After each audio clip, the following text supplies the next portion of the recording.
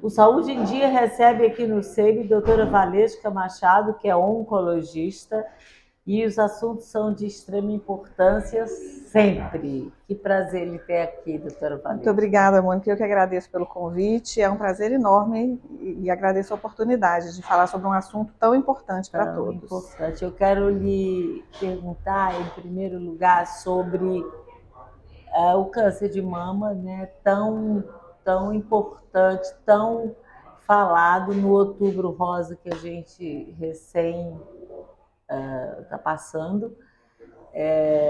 Quais são os dados mais novos? O que a ciência tem de novidade, especialmente de alerta? Vamos lá. Então, o câncer de mama é importantíssimo. A gente está no Outubro Rosa, então a gente sempre chama atenção para o câncer de mama. É a neoplasia mais comum de todas.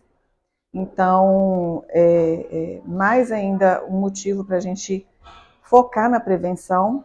E o que a gente tem em relação à prevenção, isso não tem muita novidade, né? A gente tem a mamografia, a atenção que a gente tem que ter para o próprio corpo, então a mulher se conhecer, palpar suas mamas, conhecer o seu corpo, qualquer alteração, buscar atendimento médico, isso é importantíssimo. E a sua mamografia, que tem que ser feita ali com períodos anualmente. Isso vai variar um pouquinho da idade, mas como regra geral, passou dos 45, anualmente procurar o seu médico para fazer a sua mamografia. Em relação à prevenção, então, é o que a gente tem. A gente tem muita novidade em relação a tratamento. Então, drogas assim, novas. Drogas novas, novas terapias, testagem genética, que inclusive o SEBEN oferece. Então, aquela paciente que já foi diagnosticada com câncer de mama, hoje a gente tem uma série de tratamentos novos que mudou a história do câncer de mama. Que aumenta, inclusive, o índice, o percentual de cura. Aumenta o percentual de cura, aumenta o tempo de vida com qualidade para as mulheres que, infelizmente, não vão atingir a cura, diminui efeito colateral. Então, hoje, o tratamento de câncer de mama mudou, né? Não é o que a gente via há anos atrás, que era aquele tratamento tóxico, sofrido, com resultados precários. Hoje a gente tem muita coisa nova, a gente tem imunoterapia, a gente tem terapias-alvo, a gente tem testagem genética para aquelas pacientes que têm uma história familiar muito rica, que pode predispor. Já pode antecipar, né? Pode se antecipar para fazer uma prevenção mais rigorosa ou até as cirurgias, né, de redução de risco.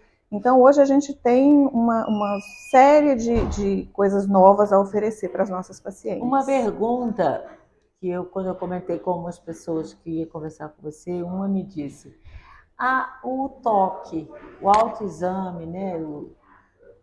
Ela me disse, mas eu passo a mão, às vezes, e sinto uns caroços, eu sinto umas coisas pequenas.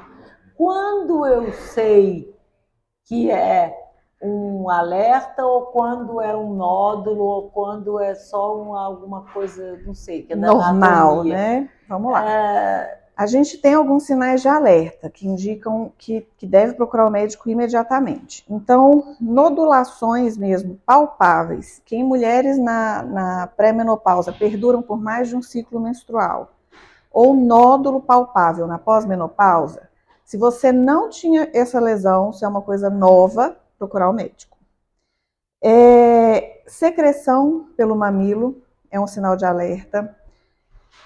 Sinais inflamatórios, então uma mama edemaciada, avermelhada, com um aspecto que a gente fala que é de casca de laranja, também é uma preocupação. Nódulos nas axilas, que você não tinha antes, também tem que procurar atendimento médico. Então, esses são sinais de alerta. Alterações novas, que perduram, e esses sinais que eu orientei.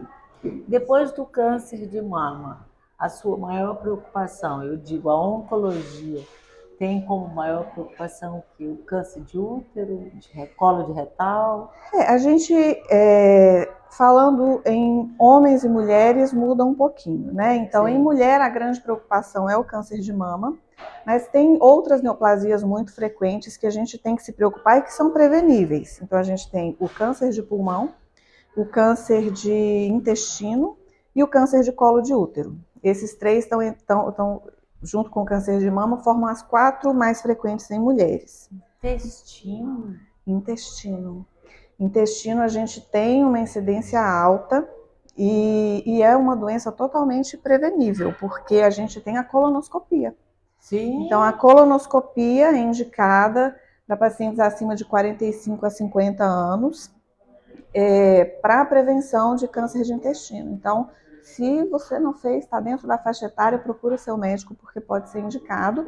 E é uma doença que a gente consegue ou prevenir, porque a gente pega ali os pólipos antes que eles virem um câncer, uma neoplasia, ou você diagnostica num estágio que ainda vai ser curável. Então, o câncer de cólon é também uma preocupação, é um tumor muito frequente. E para todos os tumores, se não me engano, você chamou atenção para a alimentação, para a qualidade de vida. Isso significa o quê? Aquela velha e conhecida história de comer legumes, verduras ou algo específico? A velha e conhecida história. Primeiro, o que a gente tem que evitar, que a gente já tem estudos comprovados, claramente associando ao câncer? Cigarro, qualquer tipo de fumo, né? Então, o narguilé, o cigarro tradicional, aqueles vapes, como é que a garotada chama? O vape, tudo isso está associado com aumento de risco de câncer. Os embutidos. Nossa, eu tirei tudo. Melhor coisa que você fez. Depois de parar de fumar, tirar os embutidos. Isso a ciência já provou. Salsicha, bacon, presunto, sim, tudo isso aumenta risco de câncer. Então, e álcool. Né? Então, álcool aumenta risco de câncer de mama, risco de câncer de estômago, esôfago. Então, o consumo de álcool também está associado ao risco de câncer. Inclusive de intestino. Né? Inclusive de intestino. Pâncreas, intestino, via biliar. Sedentarismo. Também associado, aumenta risco de câncer. Câncer de intestino, câncer de mama. A obesidade. A ausência de alimentos saudáveis. Então, é importante a gente comer legume, verdura, fruta e diminuir o consumo de processados, né? Vem no pacote, a gente já sabe que...